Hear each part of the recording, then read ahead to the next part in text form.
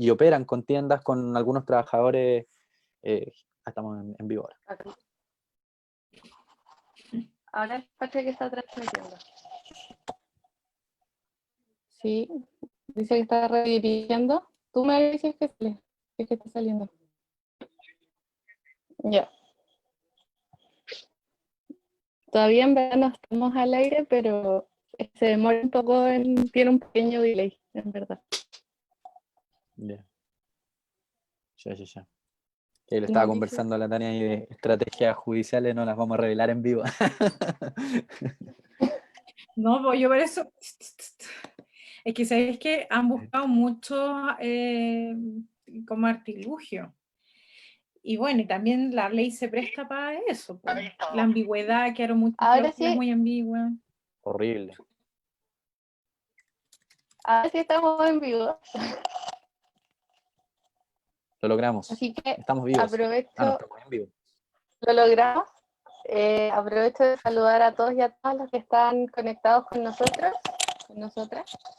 Primero presentar a la profesora Tania Rojas, abogada de la Universidad de Valparaíso, actualmente profesora de Derecho Laboral también de la Universidad de Valparaíso, y Andrés Giordano, trabajador de la compañía Starbucks desde 2006, actual presidente del primer sindicato de la compañía en toda Latinoamérica. Si es que hay algún error, ustedes me dicen al tiro sobre sus méritos. No, No, está bien. 2007 ingresé. Desde el 2007. Primero vamos a ver cómo están con toda la situación de la pandemia. Sabemos que no es una situación fácil para nadie. Me no. preguntas a mí o en general, a los dos. A los dos, el que quiera partir. La Tania. Bueno, No, ya.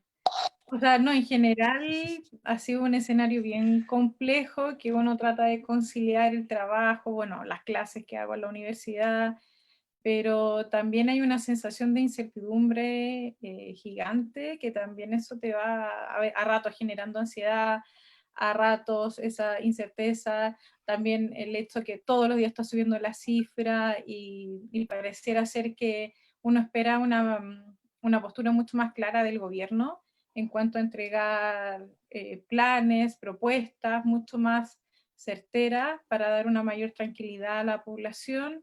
Y eso a veces como que complica, también afecta a la salud mental, y también vamos viendo un escenario que se va dando de a poco, pero en general tratando de conciliar un poco las distintas obligaciones que uno tiene y que afortunadamente las puedo conciliar desde mi casa y seguir cumpliendo con ellas, pero también tengo que tener una perspectiva que no todos la pueden cumplir de la misma manera, y eso también parte de un concepto más solidario de lo que está pasando a tu alrededor.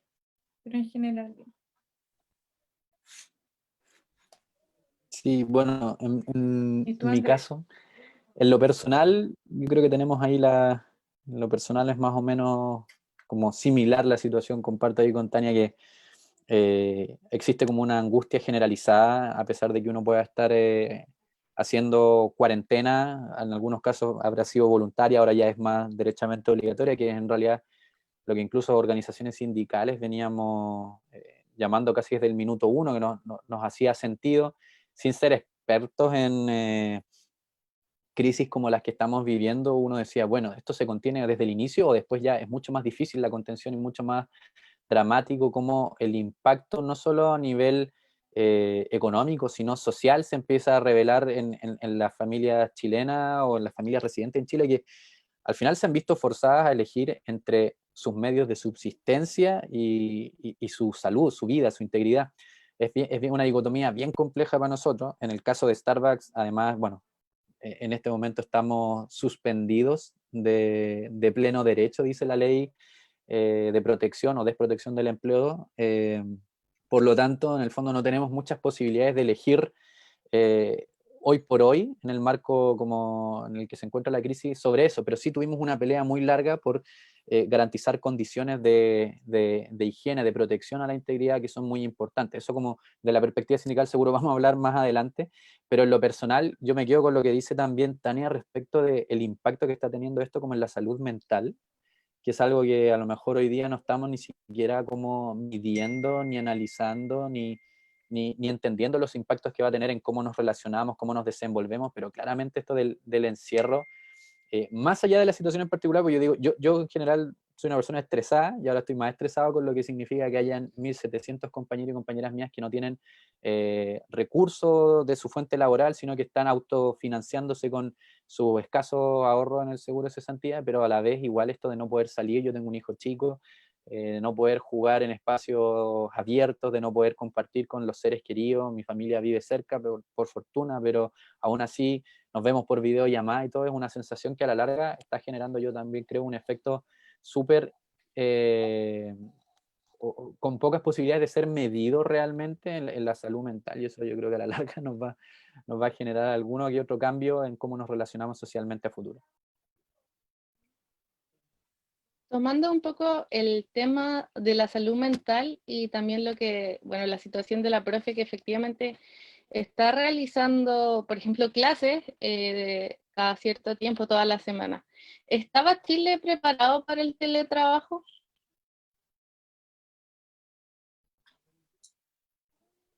No, respondo, parto yo, Andrés, ¿te parece? No, Sí, pues sí, vamos en ese orden, yo creo.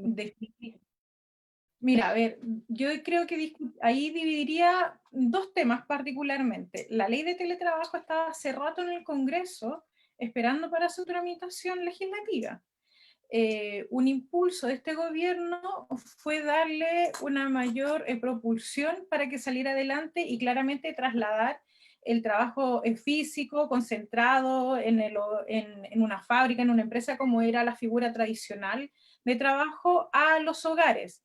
Y esto también lo fue vinculando con varios discursos que fue entregando en la agenda laboral este segundo gobierno del presidente Piñera, ya sea con la modalidad de los pactos de adaptabilidad, ya sea con modernizar el sistema de la inspección del trabajo, ya venía dando varias señales, y una de esas señales implicaba también la modalidad de teletrabajo, que pudiéramos estar todos en la casa.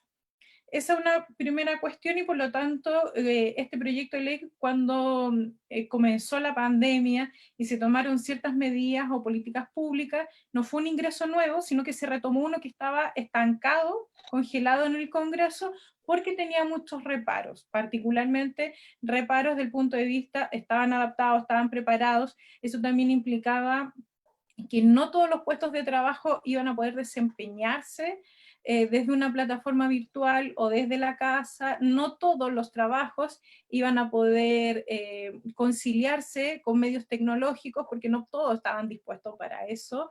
También había un tema de la conciliación con la vida familiar importante.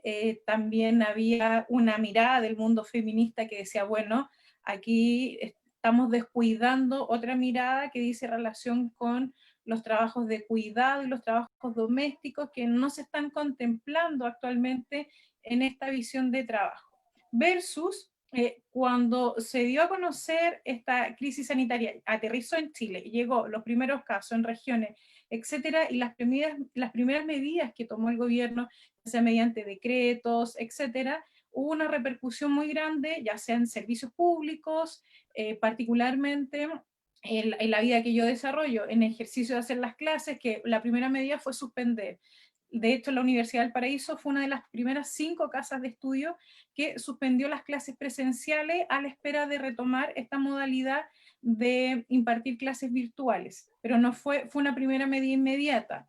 La otra figura que también, por ejemplo, repercutió fueron los tribunales de justicia, que inmediatamente, perdón, no inmediatamente, sino que al poco tiempo que se decretaron esto, yo diría que a finales de marzo, suspendieron todo el funcionamiento de los tribunales. Y no fue sino hasta 2 semanas después aproximadamente que el Pleno de la Corte Suprema imparte una instrucción de funcionamiento mediante vía remota o mediante videoconferencias. versus, por lo tanto, en ese intertanto hubo suspensión de audiencias muy importantes, que por ejemplo pueden haber sido de accidente del trabajo, desafueros maternales, desafueros sindicales, tutela de derechos fundamentales, temas bien importantes de materias laborales que no se vieron, y que los últimos criterios que ha visto los tribunales de justicia es que solamente se van a tomar aquellas audiencias más urgentes, postergando, por ejemplo, la que requieran la presencia física de testigos, que se rinda una prueba confesional. Entonces, eso también fue una modalidad que se fue adaptando a finales de marzo, a mediados de abril aproximadamente, con las distintas actas de los plenos de la Corte Suprema, y que se complementó con una ley que también entró en vigencia, que también se tramitó de manera muy rápida en el Congreso, pero que eso respondió a que no había una preparación muy expedita respecto a la materia. Esto es como ya chiste viejo. A medida que pasa, estamos legislando sobre ciertas materias. No había una modalidad de teletrabajo ni en el Poder Judicial, ni en los servicios públicos. De hecho, también Contraloría General de la República sacó un dictamen cuando comenzaron a tomarse estas modalidades de teletrabajo, y eso también respondió a que tampoco había un ordinario, una instrucción para el funcionamiento de los servicios públicos. Y lo mismo sucedió, por ejemplo, con la Dirección del Trabajo, que comenzó a dictar de manera inmediata ciertos dictámenes muy discutidos y críticos entre ellos, en los cuales reforzaba la idea de cuál era el deber del empleador respecto a este deber de seguridad y salud en el empleo a la luz del artículo 184. Entonces, yo diría que frente a tu pregunta, no estábamos preparados, salvo algunos sectores muy particulares que son quizá algunos trabajos que sí efectivamente ya estaban laborando desde su casa, algunos, o alguno el típico que iba, el trabajador independiente que iba al café, pero no era la generalidad del país que estaba preparada para esto. ¿Y cómo se reflejó eso? Con las distintas medidas aisladas, inorgánicas que se fueron dictando, tanto una respuesta estatal como respuesta al sector privado, respuesta de los funcionarios públicos, las organizaciones. Entonces, piensa todo que fue todo un torbellino, que no lo estaban todos preparados para ello. De hecho, también en gran parte del mundo sindical, y ahí yo creo que Andrés se puede exponer más, también costó que reaccionar y saliera de inmediatamente, oye, aquí hay que reforzar y hay que poner en el primer punto en discusión el trabajo, materias de salud, los trabajadores, ¿ya? Entonces, me parece que no hubo una respuesta inmediata, precisa y fuerte frente a lo que se venía la pandemia. Y me parece que tampoco está hasta el momento. Andrés. Sí, yo concuerdo plenamente con Tania, aparte que aportó ahí una serie de antecedentes que son importantes de contexto. Y lo primero que yo puedo decir, tampoco quiero extenderme demasiado porque solo quiero complementar, es que, como dice Tania, hay un sinnúmero de sectores además que por ningún caso pueden impactar este tipo de formas alternativas de trabajar, ya sea en el marco de la pandemia o en otras situaciones excepcionales como la que estamos viviendo. O sea, nosotros representamos, por ejemplo, trabajadores y trabajadoras de ese sector. Y por lo mismo hoy en día tenemos una pugna bien relevante con la empresa porque se nos aplicó de una manera, a nuestro juicio, sí, ya con todas sus letras, ilegal, esta famosa suspensión que precisamente está pensada para esos sectores. O sea, en el fondo, trabajadores y trabajadoras que por ningún caso pueden operar en un lugar distinto de la faena, como vendría a ser una tienda Starbucks. Yo no puedo ponerme acá en la cocina de mi casa, preparar un capuchino y vendérselo al cliente de Starbucks, no lo puedo hacer. Entonces, quienes estamos en estos rubros, que somos además en general los rubros más precarizados, con remuneraciones más bajas, los sectores de servicio, no sé, como que para hacerse la película más clara, es como que hay que caminar en un patio de comida, en un mall, y uno ve ahí a la gente de aseo, a la gente de los restaurantes, de la comida rápida, a la gente de seguridad, y son quienes no tenemos esa posibilidad. Entonces, bueno, por un lado está que cultural y jurídicamente no estábamos preparados y venimos con un gobierno que viene con una matriz ideológica y una batería de proyectos que siguen esa matriz ideológica profundamente neoliberal, que lo que busca es la flexibilización de las relaciones laborales por todos lados, justificándolo a través de conceptos que uno dice, o que uno podría alegar como razonables, ¿no? Como que es razonable pensar que haya gente que pueda tener teletrabajo, pero por ejemplo, durante la tramitación de ese proyecto, que fueron con organizaciones como el sindicato, por ejemplo, profesional y técnicos de aguas andinas, era que este era un proyecto que, si bien por un lado te vendía el discurso de conciliar la vida familiar, a la larga lo que estaba haciendo era lo opuesto, o sea, como flexibilizar a tal punto la relación laboral de que se desdibujaban los límites de jornada, se perdían beneficios históricos como beneficios asociados a la maternidad, u otros que son de carácter obligatorio y que fueron además conquistas históricas del movimiento sindical, con este discurso. Lo mismo pasaba también, hubo una discusión del mismo tenor y con el mismo matiz en otro proyecto del gobierno, creo que fue el primero laboral, que fue el Estatuto Laboral Juvenil, y era como, la consigna también era hermosa, era como, puedan trabajar más gente joven en las empresas, o sea, ¿quién podría decir que eso está mal? Pero a la larga lo que hacía era poner a esos trabajadores jóvenes en una posición absolutamente de desamparo. Le quitaba derechos, le quitaba los fueros, le quitaba la permanencia en las empresas, la estabilidad, las remuneraciones, un sinnúmero de cosas que terminaban generando o dejando a estos trabajadores y trabajadoras en la más absoluta precarización, sobre pretexto de fomentar que estudiantes trabajaran. O sea, una locura. Y hago ese paréntesis porque es para entender también cómo se ha desenvuelto la autoridad en el marco de la crisis. Es una crisis donde básicamente lo que ha hecho el gobierno, a mi juicio, es revivir algunos de estos proyectos, en otros casos presentar nuevos proyectos como el de protección del empleo, que persiguen esa lógica de defender un modelo, y un modelo que yo creo que tampoco se puede olvidar uno en la discusión que estamos teniendo, venía profundamente criticado por décadas, pero sobre todo a partir del 19 de octubre del año pasado, un modelo en crisis, donde se instaba a la gente a rascarse con sus propias uñas, a defenderse en un modelo de individualismo absoluto, donde el mercado parecía ser como lo que regulaba todo, hasta nuestros derechos más básicos. Y resulta que lo que vemos con estas nuevas discusiones políticas, que por supuesto uno entiende, están en la potestad como del Ejecutivo solo, presentar proyectos que tengan financiamiento público, etcétera, bla, bla, bla. Hay un sinnúmero de trabas a nivel institucional y eso uno quizás lo pueda entender, pero lo que uno ve al final en la práctica es que la institucionalidad completa termina avalando, quizás a veces a ratos mejorando o haciendo menos malos proyectos de ley que tienen todavía esa profunda tendencia ideológica de generar una defensa a ultranza de un modelo que hoy en día no da abasto. Y en crisis hoy día todos se acuerdan en realidad de la importancia, por ejemplo, de tener un Estado robusto. Sin embargo, este Estado lo que hace hoy, en vez de poner en el centro del interés, ya sea con proyectos como los que mencionábamos de teletrabajo, Estatuto Joven o la ley de protección del empleo, es, creo yo, poner siempre en primer lugar a las empresas, en primer lugar al interés privado, versus el bienestar público. Y ahí yo creo que tenemos una profunda crisis y un profundo problema también como organizaciones sociales o sindicales, porque además estamos también muy restringidos de poder organizarnos, de poder manifestarnos, más de lo que ya estábamos o de los problemas que ya teníamos cuando no había una situación de pandemia como la que tenemos, y ahí el desafío es súper grande, ¿no? Creo que es muy complejo.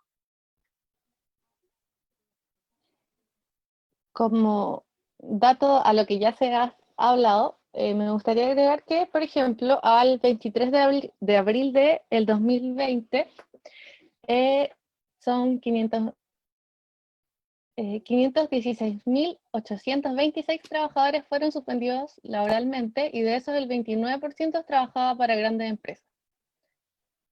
Sobre ese punto, creo que lo que a muchos les gustaría saber, sobre todo a los que no están tan ligados tal vez al mundo del derecho, es cómo funciona la ley de protección al empleo, o como Andrés la ha llamado, la ley de desprotección del empleo. Y al final, ¿quién se ve más perjudicado? Porque da la sensación de que esta ley de protección del empleo lo que hace es poner la carga sobre el trabajador. No sé qué opinión tienen sobre eso, si la profe tal vez o Andrés pueden explicar cómo funciona la ley, cuáles son los reparos que se le pueden formular.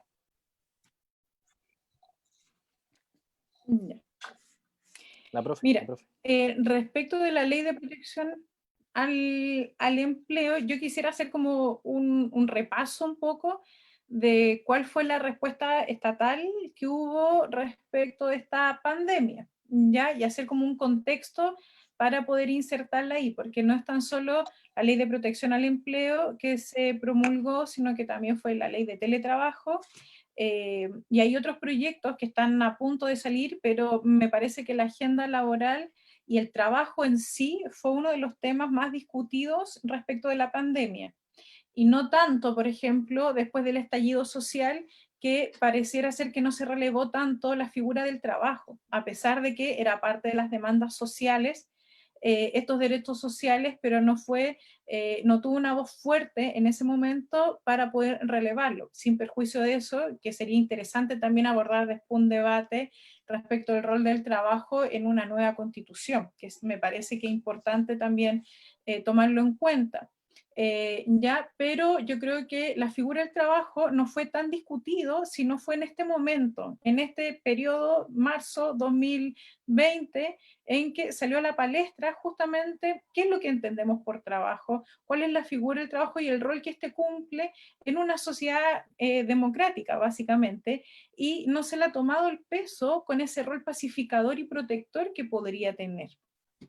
Aún más, yo creo que parte de las crisis que podrían nuevamente desencadenar va a ser justamente la figura del trabajo, la falta de trabajo y consecuencialmente el salario que eso trae aparejado. Yo creo que eso va a ser un punto que va a ocasionar nuevamente una mayor conflictividad respecto a esto. ¿Y por qué? Y aquí viene la pregunta, ¿qué deberíamos hacer frente a todas estas crisis? Y nos parece que una primera cuestión que es importante analizar es cómo han analizado o cómo han respondido nuestros países hermanos o de Europa donde primero partió, y claramente la respuesta ha sido muy distinta, muy disímil a cómo lo está enfrentando Chile. En varios países, ya sea en Europa o en Latinoamérica, la respuesta estatal primero ha sido intervenir, por lo tanto dejamos de lado ese estado de bienestar, sino que asumió un rol más protagónico, interventor y protector. Es así que parte de las demandas o de las prioridades que asumieron fue justamente en parte de una protección al empleo efectivo, protección al empleo del trabajo, asegurando ingresos a las familias que sean asimilables a aquel que tenían antes de esta pandemia. ¿Para efecto de qué? De resguardarle la seguridad e integridad a estas familias que se quedaran en sus casas. Ese era como el punto básico y esencial. Y de ahí que se comenzaron a discutir, por ejemplo, los ingresos mínimos, ingresos mínimo garantizado o renta básica. Han salido todos estos discursos a partir de eso, pero tomando en cuenta que una primera demanda que se priorizó y una primera lógica que priorizaron varios estados fue darle esta prioridad a los ingresos y al sustento de las familias, ¿ya? Y eso trajo aparejado, por ejemplo, que en varios países, como, no sé, España, Italia, incluso hasta en Estados Unidos, adoptaron parte de estas políticas, implicaba que también eso trajera aparejado junto con el ingreso, trajera aparejado la suspensión de el pago de servicios básicos, a luz, agua, o bien la suspensión de ciertos créditos para poder repactar y para poder sustentar como a la familia o bien a la población en sí. Y digamos que en tercer o cuarto lugar venía esta agenda de reactivación económica o de protección económica, ya sea, y en primer lugar ahí dividíamos en cuanto a darle una mayor potencia a las pymes o a los pequeños emprendedores, y luego de eso también en algunos países se tomó también la iniciativa de apoyar a las grandes empresas, pero con ciertas condiciones. Parte de esas condiciones eran, bueno, aquí el Estado va a intervenir, pero bajo ciertas condiciones, bajo ciertas lógicas, ¿ya? Ese era como el orden de prioridad. Ya, nos trasladamos al escenario de Chile, aterrizamos en Santiago de Chile y en Chile entero, y claramente uno habla y uno revisa, la primera yo estuve revisando como parte de las políticas del gobierno en marzo, y esto se dividió básicamente como en dos paquetes de medidas. Y en todas ellas las llamó como plan de reactivador económico, pero siempre lo fue asociando a la economía. Entonces eso ya te habla de cuál era la visión o por lo menos la postura que iba a tener este gobierno frente a esta pandemia o frente a esta crisis sanitaria. Y eso también ya te iba abriendo el camino de cómo lo va a ir enfrentando, y eso también a la vez refleja cuáles han sido las medidas legislativas como respuesta que ha tenido para darle curso a al cuidado de la población o digamos a la ciudadanía o al pueblo, como quieran llamarlo algunos. Y un primer paquete de medidas consistió, claro, en una inyección de recursos para las pequeñas empresas, etcétera, y ahí vino la primera agenda en materia laboral, por así llamarlo, que implicaba reactivar este proyecto de ley de teletrabajo, la modalidad de teletrabajo o trabajo a distancia, y esta ley de mal llamada, y comparto con lo que dice el Andrés, de protección al empleo, porque no tiene ninguna arista de protección al empleo, por el contrario, lo que esta ley abre es una causal excepcional para poder aplicar el seguro de cesantía, que eso es sistema como de previsión social que también es cuestionado por algunos.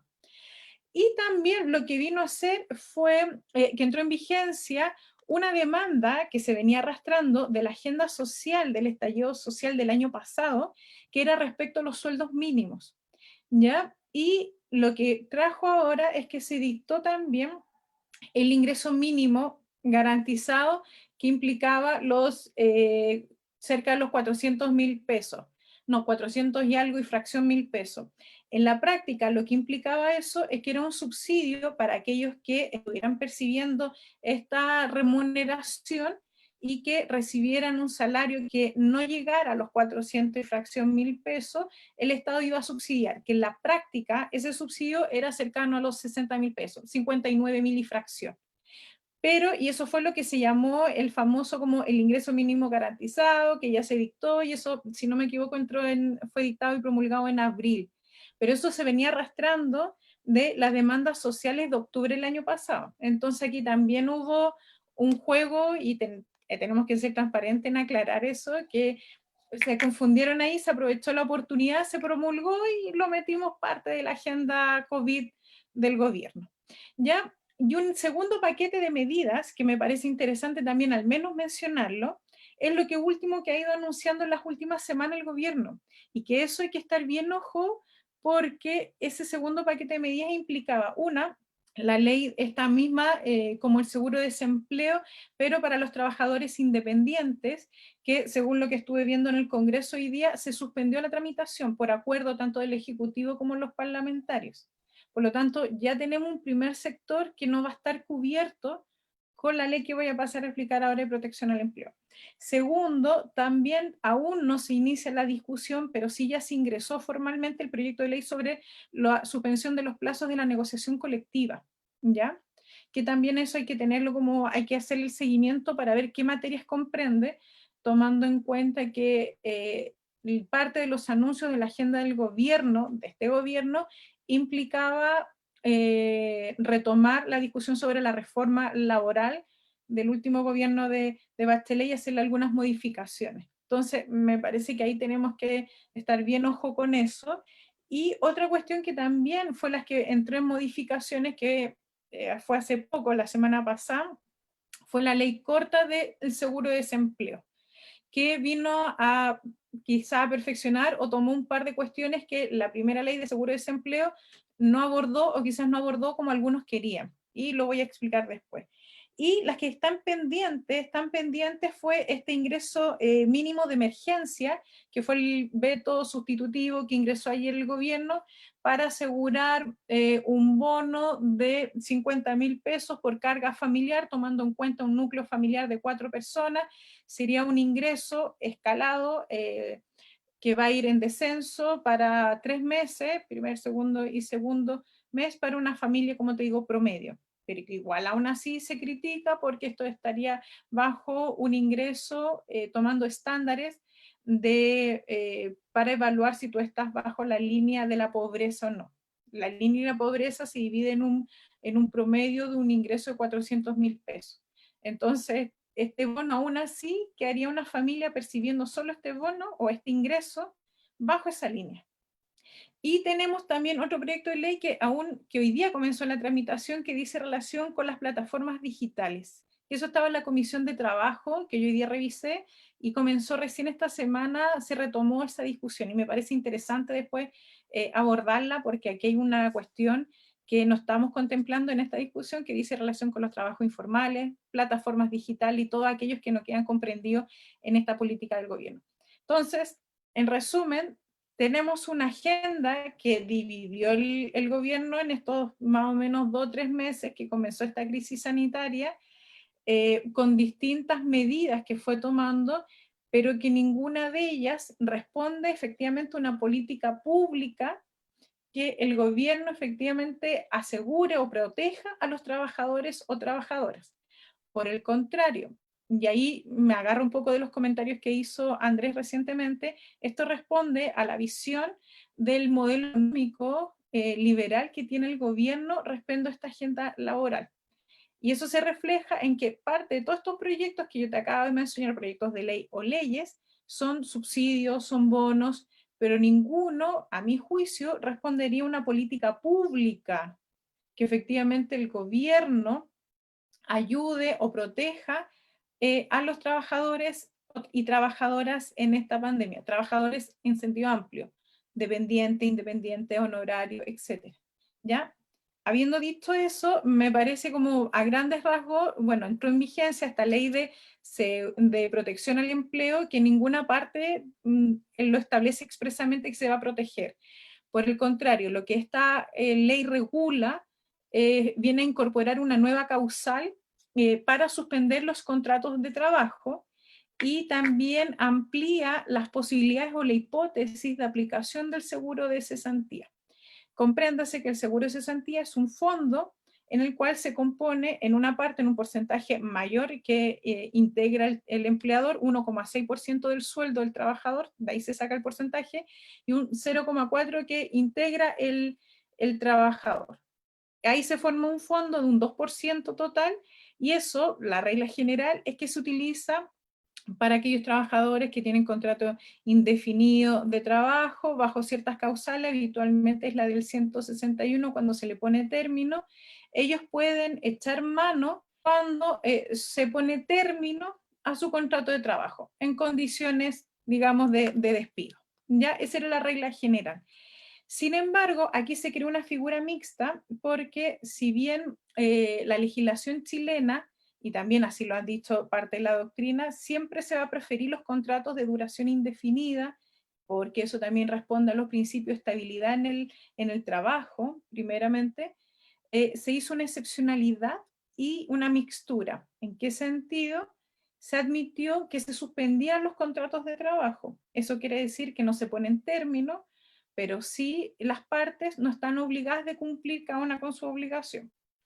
El trabajador no tiene la obligación de prestar los servicios laborales por los cuales fue contratado, y por su parte el empleador no está obligado a remunerarle y pagarle. En consecuencia, al estar suspendido, y aquí lo acota al tiempo que dure esta crisis sanitaria o la pandemia, pero sí establece que esta figura se puede utilizar frente a un acto de autoridad.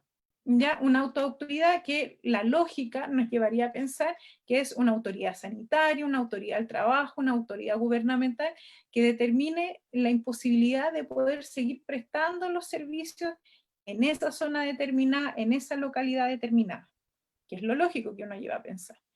¿Ya? Eso es como parte de la hipótesis del caso, y señala que si se ven impedidos de poder prestar estos servicios, el trabajador, trabajadora, etcétera, como te decía, por esta acto de autoridad, podrán las partes suspender el contrato de trabajo, y ahí establece una serie de formalidades, que es el empleador que tiene que ponerse en contacto con la AFC, que es la administradora del Fondo de Seguro de Cesantía, informar de este acuerdo, que van a llegar con los trabajadores o trabajadoras, y va a poder cobrar, y ahí establece una escala de cuántos montos van a poder cobrar por un plazo de aproximadamente 5 meses, 4 meses, que es el fondo que van a tener. Sin embargo, se establecen ciertos requisitos para que lo pueda cobrar. Parte de esos requisitos, bueno, es que se esté mano, que sea por un acto de autoridad que se haya suspendido la prestación de los servicios, y que en ese sentido se suspenda el contrato de trabajo. También se exigen ciertos requisitos de cotizaciones previsionales, que establece que tiene que establecer 3 meses continuos antes de la declaración del acto de autoridad, o bien 6 meses continuo o discontinuo en el periodo de los últimos 12 meses, pero que al menos los últimos 2 hayan sido para el mismo empleador. ¿Ya? Y básicamente esto vendría a cumplir como uno de los objetivos, diría yo, de no ponerle término al contrato de trabajo y mantener el trabajo. ¿Ya? Y a la vez también se establecería esta especie de subsidio o de sueldo garantizado que va a tener el trabajador. ¿Ya? Esa es como la parte bonita que, claro, a simple vista tú dices, bueno, el trabajador no se le va a poner término y va a seguir trabajando, ok.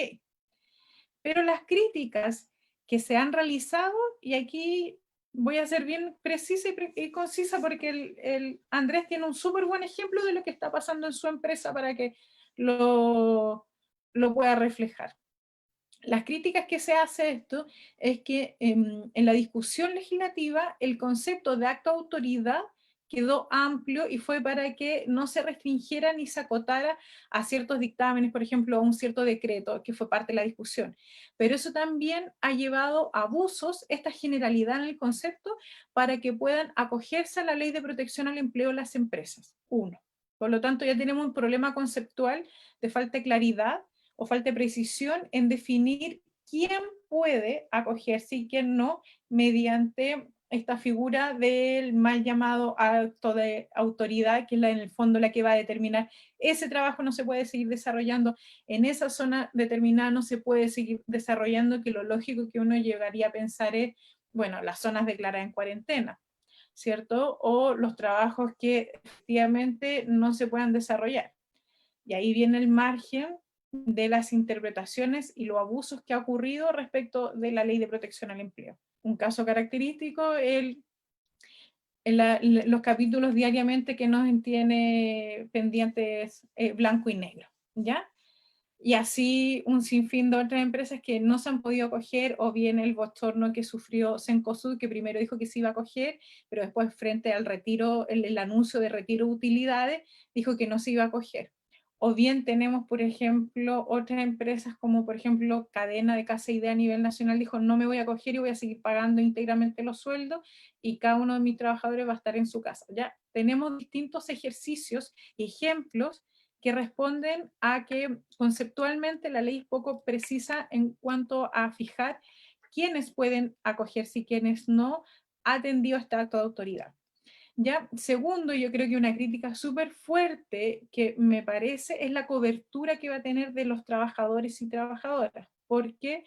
Porque la mayoría de los trabajadores, si bien se exige un contrato indefinido, bueno, plazo fijo, sí te exige una formalidad laboral, suscripción de un contrato de trabajo.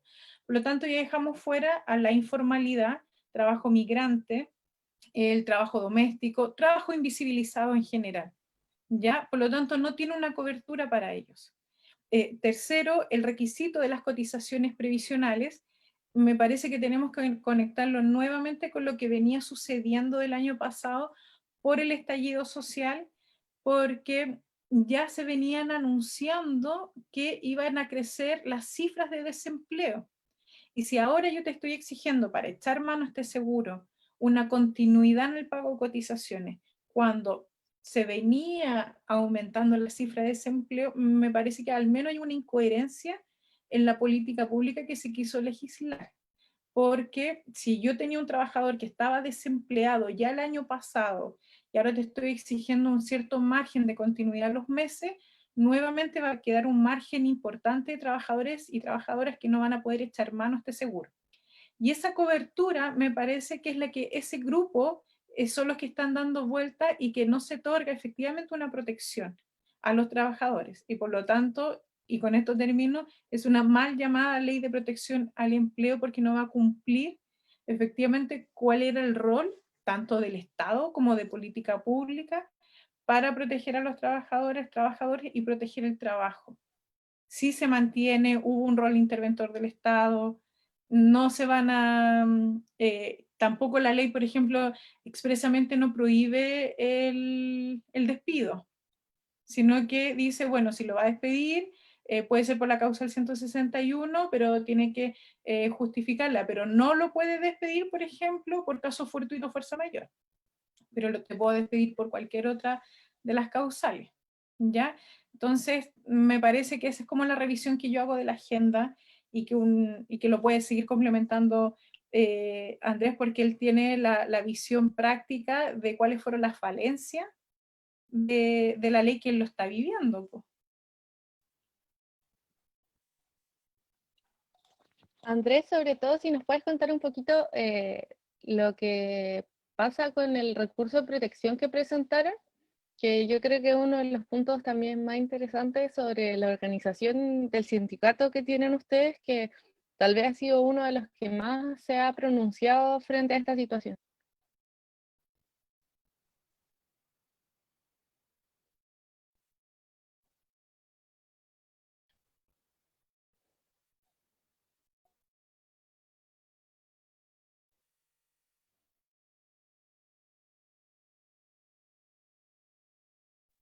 Andrés, está silenciado.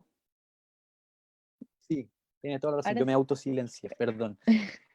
Ahora sí, te mencionaba, sí, pues efectivamente nosotros presentamos un recurso, pero me gustaría como partir un poquito más atrás.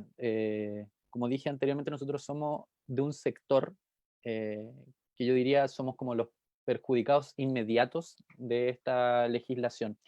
Y por lo tanto tuvimos esa obligación de salir muy rápidamente a defender el interés de nuestra gente, que básicamente se vio desde el primer día, el día 2 de abril, nosotros ya estábamos notificados, aun cuando esta ley había sido promulgada menos de 24 horas antes, o públicamente se había sabido de su promulgación 24 horas antes, pero no había sido publicada, se publicó el 6 de abril y nosotros ya el 2 de abril entendíamos que la empresa había tomado esta decisión arrogándose una potestad que no está contemplada en el derecho laboral, que es esto como una suspensión unilateral, que es como que agarra esta suspensión de pleno derecho, que es la que mencionaba la Tania respecto de, por ejemplo, este acto de autoridad que impide totalmente la prestación de servicio en un determinado local, por ejemplo, en una zona cuarentenada de un restaurante, de una cafetería, pero la ley o estos actos de autoridad siempre tuvieron ciertas salvedades, por ejemplo, aquellas que expendían alimentos para llevar o por delivery. Entonces, Starbucks agarró la ley y tomó una figura muy extraña donde dice, nosotros suspendemos por el acto de autoridad, tomamos la determinación de suspender a 1.700 trabajadores, pero vamos a seguir con tiendas abiertas operados con una mínima porción de ellos, que son, hay que decirlo, los cargos mejor remunerados, los gerentes de tienda, que están cumpliendo actualmente funciones que cumplíamos todos los que estamos suspendidos. Entonces es una situación muy divertida, irónicamente en el sentido de la palabra, porque no es divertida realmente, sino que porque la empresa sostiene, incluso al interior y hacia sus trabajadores, que ellos unilateralmente deciden quién está suspendido y quién no. No es el acto de autoridad, sino que son ellos. Y ahora, hace poco, empezaron a como desuspender o suspendieron la suspensión de algunas personas porque han ido abriendo más locales y hoy día está como el 50% operativo en la empresa y están llamando muy a dedo a quienes deciden volver y les comunican que la empresa ha decidido que ya pueden volver. Y con eso quiero decir que hay una ambigüedad profunda en los mecanismos de defensa que tenemos los trabajadores y trabajadoras para defendernos de estos abusos, porque lo concreto, lo que debería haber hecho la empresa y que a nuestro juicio es lo que pretendió evitar, es llegar a un acuerdo con los trabajadores y las trabajadoras y con la organización sindical. El único supuesto que le era aplicable realmente era la suspensión de común acuerdo, un pacto de suspensión.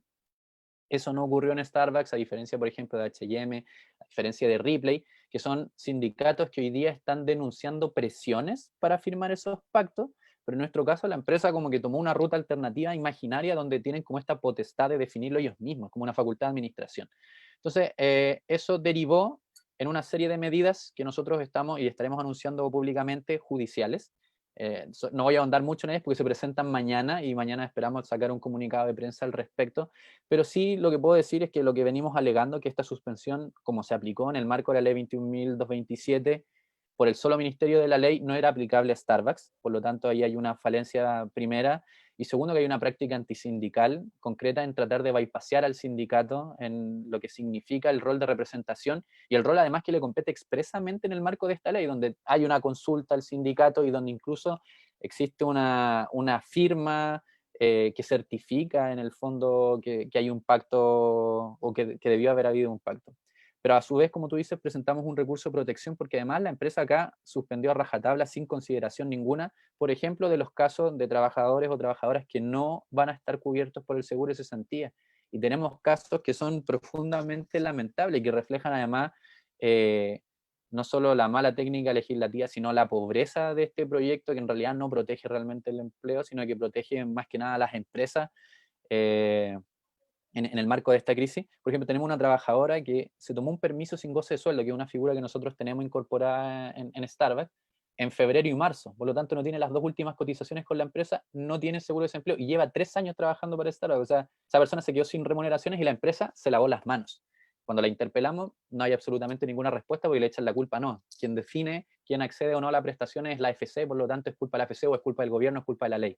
Entonces, las empresas multinacionales también se están beneficiando de esto y ahí nosotros siempre hemos como organización planteado ambas críticas. Por un lado, la como más moral o ética de, ¿es esto una ley diseñada para empresas como Starbucks, para empresas como Ripley, como Cencosud? Tenemos el ejemplo ahí de Cencosud muy fresco de lo que significa el bochorno que ocasionó, pero lo cierto es que también la autoridad y la ministra del Trabajo y también el subsecretario fueron matizando su discurso, que antes esta era una ley pro pyme y al final terminó siendo una ley para todas las empresas donde en realidad no correspondía hacer ningún tipo de observación porque habían trabajadores y trabajadoras que iban a ser perjudicados. Y siempre ahí lo importante parecen ser los trabajadores y trabajadoras, pero en realidad se queda en el mero discurso. Entonces ahí nosotros también presentamos un recurso de protección que actualmente está en la Suprema, siendo revisado por la Corte Suprema, porque además también en esta suspensión global a rajatabla se suspenden también a trabajadoras aforadas por maternidad, embarazadas y trabajadoras con hijos menores de 1 año, 3 meses promedio,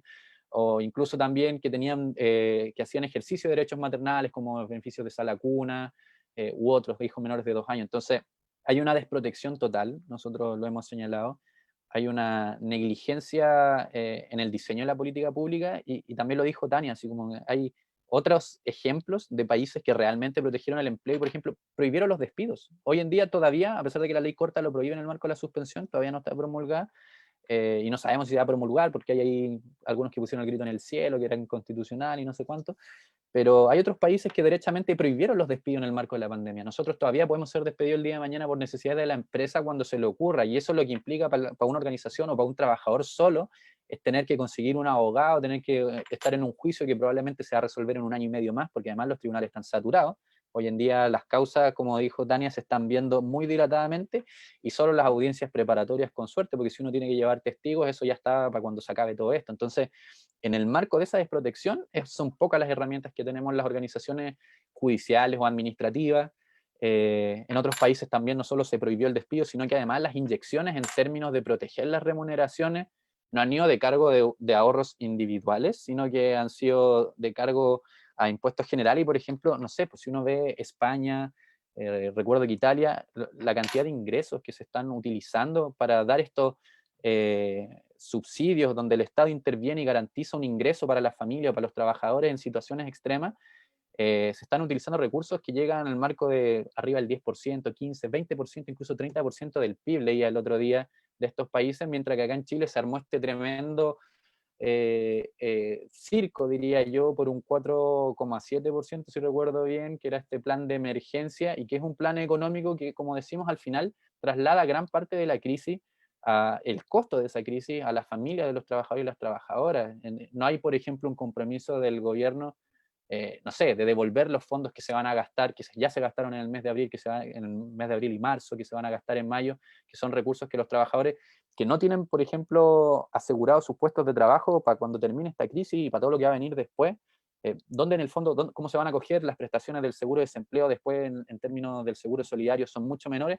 Hay un sinnúmero de vacíos en cómo se ha enfrentado esta crisis y yo digo, realmente lo que pretende el gobierno es que esta crisis la paguen los trabajadores y las trabajadoras, y todo esto que se habla de protección del empleo y del bienestar de las familias es más que nada un eslogan.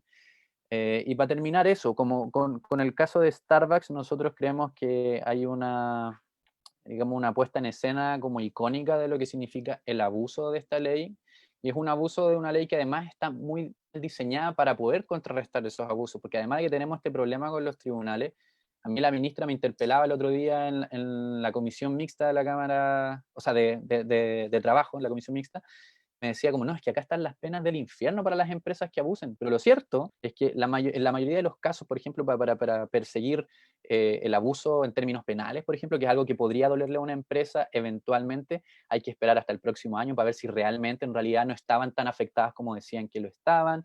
Y por lo tanto eso además pone a los trabajadores y las trabajadoras en una dificultad que normalmente no se puede presuponer que las organizaciones sindicales van a tener acceso a ese tipo de información. Y no hay una resolución concreta hoy en día, por ejemplo, para la situación de lo que están sufriendo los trabajadores de Ripley, presiones, lo que están sufriendo los trabajadores de H&M, presiones también, o nosotros que tenemos una suspensión unilateral, donde se nos obligó a gastar nuestros recursos en el seguro de cesantía, que como dijo Tania, además tiene muchas críticas, pero independiente de aquello, no hemos tenido ni siquiera la posibilidad de pelear ese recurso, porque la verdad que no hemos tenido, nunca se ha firmado nada. En el caso nuestro es aún más burda la situación, y por su parte está Starbucks, que uno lo puede encontrar en las publicidades de todas las aplicaciones de delivery, en Rappi, en Pedidos Ya, en Uber, vendiendo, entendemos en algunos locales hasta 2 millones de pesos diarios, y está remunerando solo a los cargos más altos, y hoy día estas familias que ganamos sueldos cercanos al mínimo, o iguales al mínimo, o muy cercanos al mínimo, o inferiores, porque proporcionalmente también tenemos mucha gente que trabaja part-time, u otra gente que no está con subsidio, estamos pagando esta crisis, y la verdad que las empresas se siguen lavando las manos, y eso es la preocupación, creo yo, fundamental que vamos a tener que tener las organizaciones sindicales de cara a lo que sigue de crisis. Yo creo que la gran conclusión es que la ley, efectivamente la ley de protección al trabajador es una ley de protección finalmente a la economía de la empresa.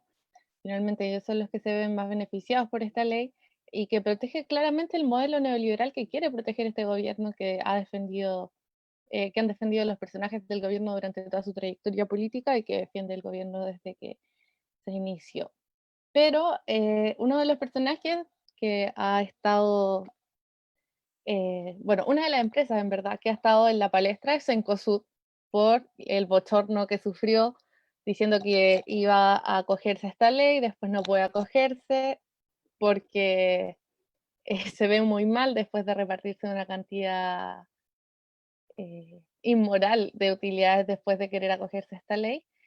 Y bueno, ustedes ya mencionaron un poco esta situación para no redundar mucho en esto. Nos muestra claramente que la ley, que la normativa finalmente es demasiado flexible. Luego se quiere corregir la ley, se corrige a futuro, pero claramente no es suficiente por todas las otras deficiencias que ustedes mencionan.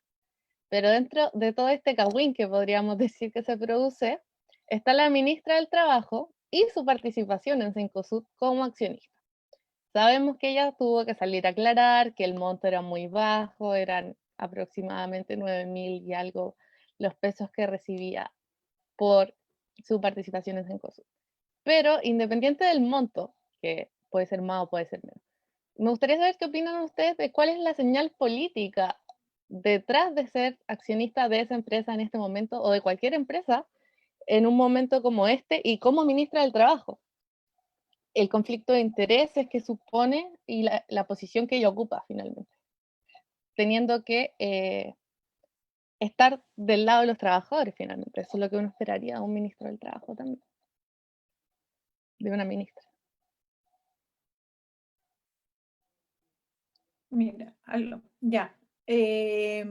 Claramente, mira, yo creo que el tema ahí sería abordable desde el punto de vista de una funcionaria pública y el estatuto administrativo, así como la ley de base, establecen normas claras respecto de incompatibilidades y figuras de probidad. Probidad, y esto también responde de alguna manera a una agenda de transparencia que se vino dándose bastante años justamente por los conflictos de interés que ocurrían y que un conflicto de interés, contratación de familiares, la administración pública y el interés público comprometido, tomando en cuenta que aquí hay recursos fiscales comprometidos que responden a parte de los ingresos que componen todos los chilenos y chilenas. Entonces, de ese punto de vista, me parece que el estándar que uno le debería exigir a un funcionario público, independiente si es un ministro, es un asesor, es un presidente, etcétera, debe ser altísimo. Es altísimo porque el rol que ellos desempeñan, el ejercicio de su función, es de esa manera es exigible, ¿ya? Entonces, tomando en cuenta esta premisa, me parece que tanto una ministra que estaba comprometida con una acción, aunque tuviese un peso en una acción, me parece que no daba ni siquiera lugar para que ella lo estuviera justificando, porque ni siquiera quiero reproducir las justificaciones que dio por el bajo monto o cuando la adquirió, etc. Y me acuerdo, por ejemplo, también un caso de la vocera de gobierno, actualmente la vocera de gobierno, que contrató a su pareja y en algún minuto dijo está ganando una chaucha en referencia a que ganaba 1 millón. Entonces, me parece que todas esas características o todas esas señales que ellos dan efectivamente son muy reprochables porque ellos deben tener un comportamiento de alto estándar acorde con los principios de probidad que contemplan al menos estas dos normativas.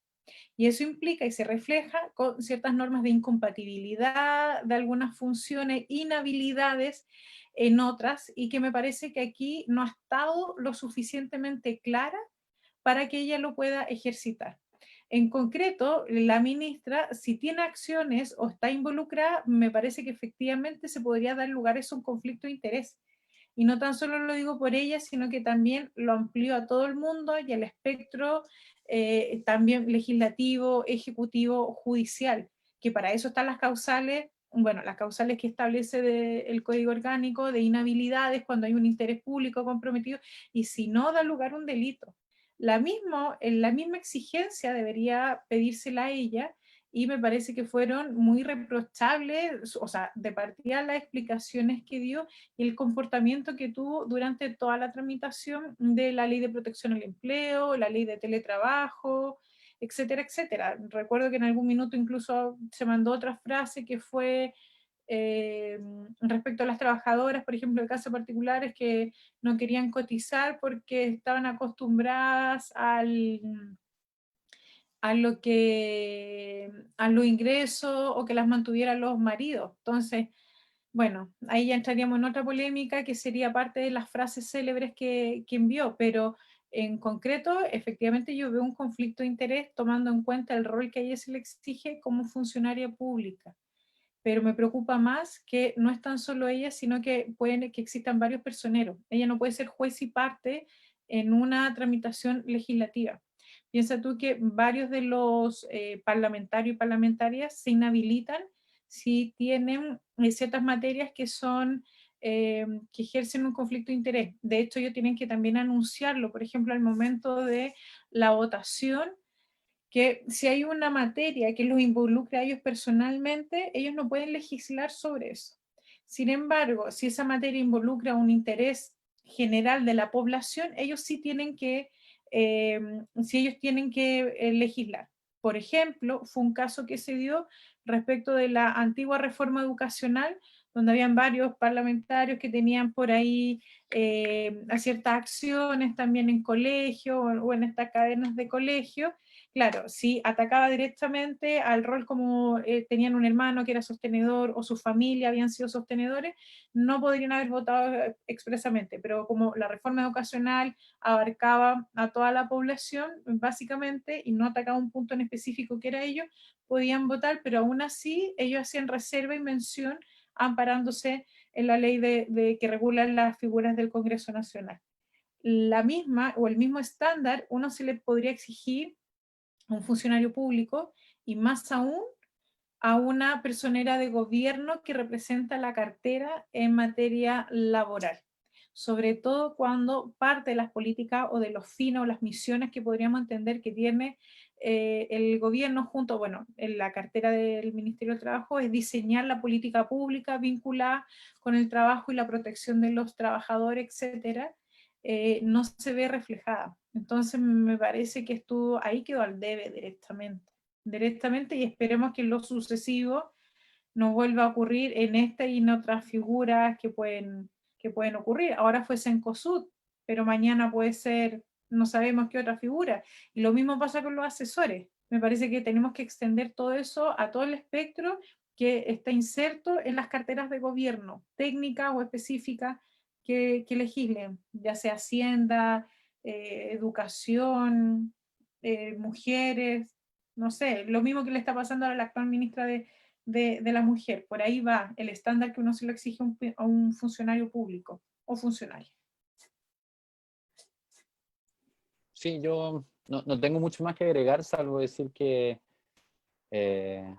más allá de como el estándar legal, es reprochable en general ese vínculo tan profundo que hay entre la política actual y la clase política y el interés privado, y esa puerta giratoria que se da entre asumir cargos de representación pública constante en gobiernos y después en altos directorios de empresas. El mismo exministro de Hacienda, Larraín, apareció hace poco como director de Cencosud, y cuántos más que no han tenido cargos similares, no han pasado también por directorios de AFP. Entonces hay un sinnúmero de intereses que se cruzan y de vínculos en la política que tienen que ver más que nada con el interés privado y con las empresas muy inmiscuidas en el sector público, que a la larga son reprochables. Yo creo que en el caso del gobierno actual es aún más dramático, porque pareciera ser como administrado como una empresa, ¿no? Como que hay un gerente general que además efectivamente y derechamente ha sido gerente general de diversas empresas y que ha sido acusado de un sinnúmero de cosas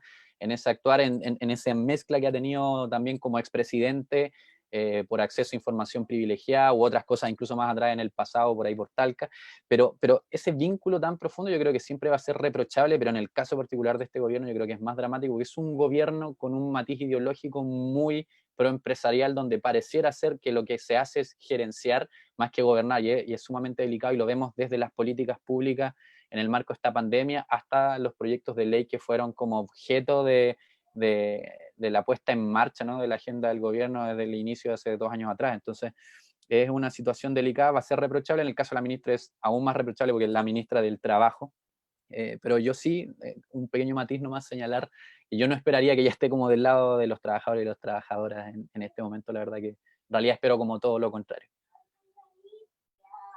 Tal vez era un poco ilusa mi, Sí, sí, no. mi O sea, premisa. es lo que uno, es como lo que uno quisiera creer, pero la verdad que hemos visto una dirección del trabajo profundamente alejada de sus principios pro trabajadores que le dieron incluso origen, y el Ministerio del Trabajo en general ha tenido esa misma como lectura de su rol en este momento histórico. Está profundamente, como dijo ahí también la Tania, yo diría más defendiendo la lógica económica del modelo que otra cosa. Y tenemos una última pregunta para no extendernos tanto, aunque está buena la conversación, que está dirigida más que nada al trabajo sindical, que la mandaron por internet los chiquillos que nos están viendo, y chiquillas, que dice que si el trabajo sindical se concibe principalmente como un trabajo en terreno, que es en contacto con los trabajadores y de cara a la ciudadanía, y la modalidad del teletrabajo envió a algunos sectores casi completos a sus casas, como por ejemplo los trabajadores del call center u otros, ¿cómo el teletrabajo merma la posibilidad, o si el trabajo merma la posibilidad de organización de nuevos sindicatos en esos sectores? Y cómo las organizaciones sindicales existentes abordan la desconexión que se produce con sus bases a partir de la modalidad del teletrabajo. Bueno, yo voy a cortito nomás señalar que es un desafío, pero que se puede abordar de distintas maneras. En nuestro caso, creo yo que no hemos tenido un impacto tan grave porque nuestra generación, afortunadamente, está muy vinculada a las redes sociales y a las nuevas tecnologías de comunicación. Eso nos ha permitido, por supuesto, con dificultades, mantener ciertos grados de comunicación, de activismo. Si uno revisa, por ejemplo, las redes del sindicato, el Instagram que tenemos, subimos varios videos de denuncia donde participaron cientos de trabajadores y trabajadoras. Y vengo saliendo, de hecho llegué un poquito atrasado a la cita que teníamos para empezar esta transmisión, precisamente porque vengo saliendo de una asamblea con cerca de 50 delegados y delegadas, y mañana tengo otra con otros 50 delegados y delegadas de otros locales. Entonces, se pueden hacer cosas, se puede construir, requiere adaptarse a las distintas necesidades. Ahora, sí, yo estoy de acuerdo que es difícil y no es ideal.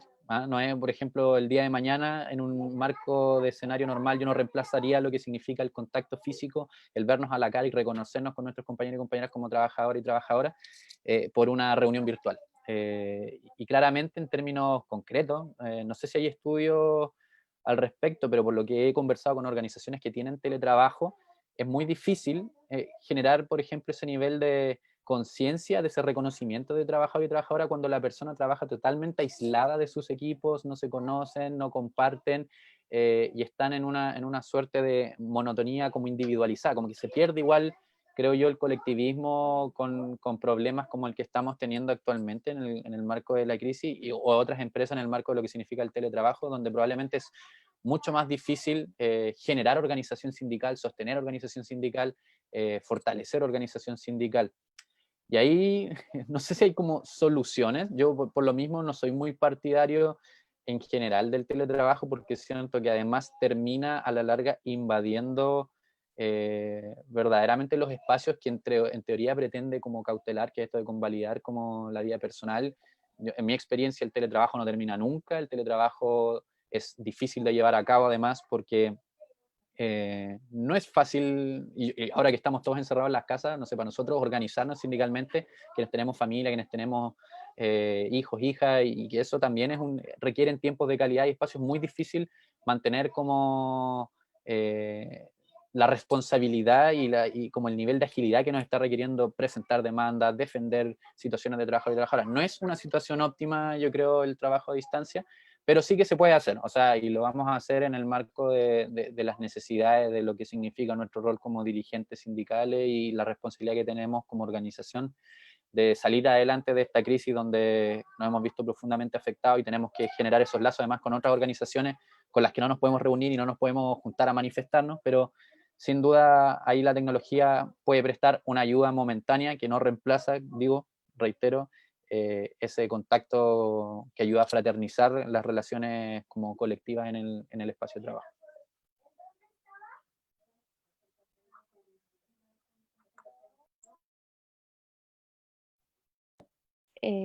Profe, no sé si quiere agregar alguna noción, comentario.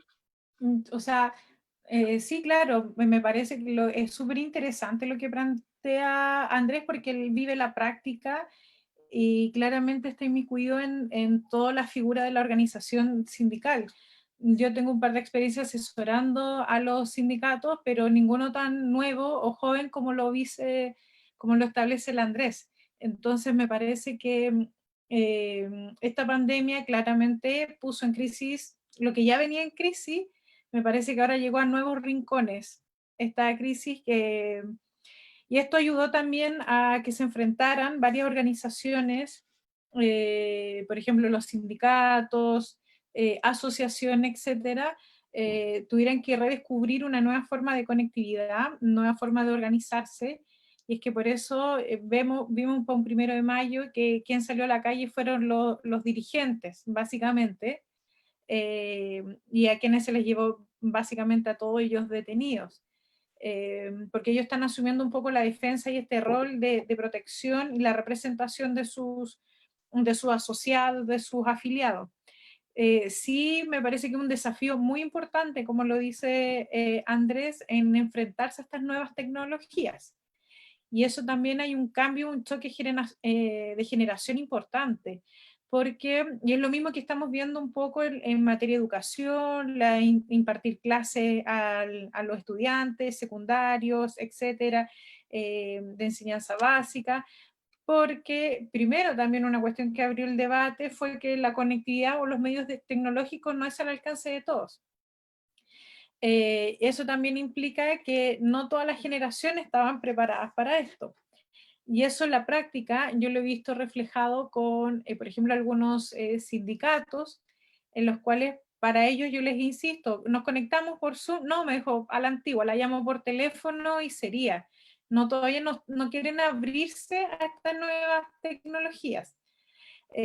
Sí, yo también tengo como aquí un par de desconfianza un poco que si bien esto te puede ayudar a una mayor conectividad, que esa es como la ventaja, me parece que también si hay un resguardo con datos de información, datos personales sensibles, si es que no existe una plataforma, un medio de seguridad idóneo que pueda asegurar la intimidad de una conversación o se pueda trasladar que la comunicación privada que tú puedas tener del tú a tú en una reunión sindical o vecinal o secundaria, etcétera, no vaya a ser expuesta o se vaya a filtrar utilizando estos medios tecnológicos. Entonces, quizá hago esa prevención de que si bien acerca, ayuda y también ha podido agilizar que nos podamos seguir conectando todos en el desempeño de audiencia, en las compras, los que puedan hacer compra online, en algunos, atención al público en algunos servicios públicos, registro civil, etcétera, impartir clases, sacarlo hora al médico, etc. De hecho, hasta médicos se están atendiendo por plataforma, entiendo, ¿ya? Me parece que es una adaptación de toda la humanidad prácticamente, pero eso también traía aparejado de que habían ciertas generaciones que no se iban a poder adaptar. Y me parece que eso ya de partida no va a ser equitativo ni recíproco para todos. Entonces, es un punto que se tiene que considerar, sobre todo los dirigentes, los más antiguos. Piensa tus sindicatos de 40 años, sindicato Codelco, no sé, gente embarcado, los sindicatos de los pescadores. Estoy pensando, no sé, en los sindicatos de telefonía, servicios básicos que llevan años y años estableciéndose. Entonces, por eso que eh, puede que no necesariamente estos nuevos sindicatos vayan a ir en la misma armonía, pero me parece que una buena forma, una nueva modalidad para poder seguir dando y haciendo el funcionamiento, tomando en cuenta la precaución que hago respecto a los datos personales y sensibles que se puedan dar esto y que nunca van a reemplazar a la reunión presencial o a la organización. Y desde ese punto de vista, yo creo que sí ha habido un efecto con todas las figuras de desprotección que están pasando en el mundo del trabajo. Me parece que va a haber una rearticulación, una mayor convocatoria de parte de las organizaciones para poder nuevamente seguir trabajando. Eso es lo que estoy viendo post, no sé si tú lo compartías, Andrés, pero post reforma laboral, me parece que una vía o lo que se comenzó a discutir es que era justamente que uno de los caminos importantes a seguir era la sindicalización o la asociatividad. Entonces eso yo creo que se está reforzando con todas estas crisis, que varios trabajadores están viendo que la única forma, quizás o la vía idónea para poder defender sus derechos, me parece que va a ser a través de la acción sindical y no viendo al trabajador individualmente como un sujeto de derechos, sino que colectivamente. Eso. Quedamos Sí, yo solos, se nos fue la anfitriona.